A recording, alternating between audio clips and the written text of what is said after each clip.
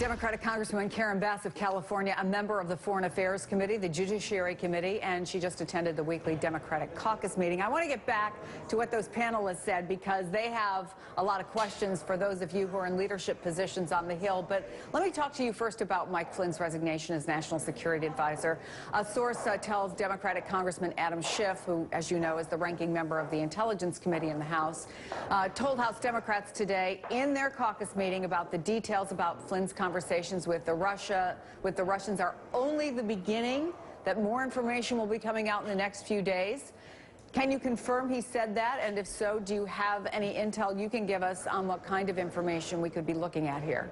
Well, I think the main thing that our ranking member, Adam Schiff, said is that there really needs to be a thorough, independent investigation because it's very hard to believe, considering how close Flynn has been to Trump, that he didn't know well in advance, number one, that these conversations were going to take place before they took place. So the whole issue of collusion, how long there was involvement with the Trump campaign and the Russians, Manafort, all of those issues really need to be delved into by an independent commission. That's the main thing that Ranking Member Schiff was telling us in Democratic caucus. Really quickly, what do you think the chances are that that'll happen?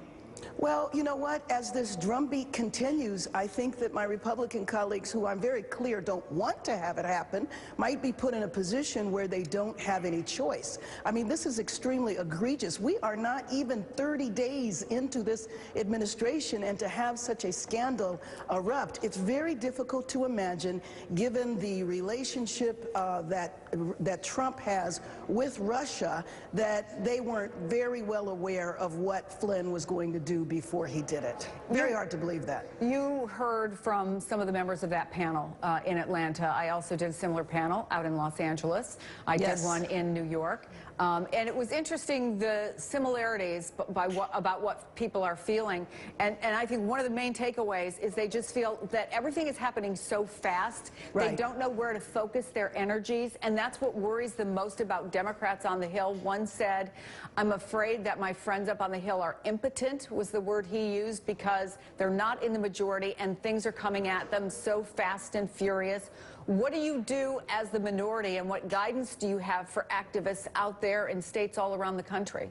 Well, let me just tell you that I am extremely inspired by the level of activism. It's activism like I haven't seen in a long time. Every time I'm back in Los Angeles, I am in House meetings and neighborhood meetings. I plan to have a series of town halls when I get back next week. So I'm very inspired by this. And what I tell folks in the community is that their contact with us, their encouragement to us, their pressure on the Republicans is extremely important. And going back to what we were just talking about with Flynn, to me, it's that level of activism that really will put the Republicans back against the wall, where they will have to come forward with some type of investigation. We can't have a breach like this and not have it thoroughly investigated, but I think it's that level of activism that demands it. And one of the things that I say to people, because it has been in the last 3 weeks of this administration like you're drinking from a fire hose, all of us have worked and focused on different issues, and I encourage people in the district to stay focused on the issue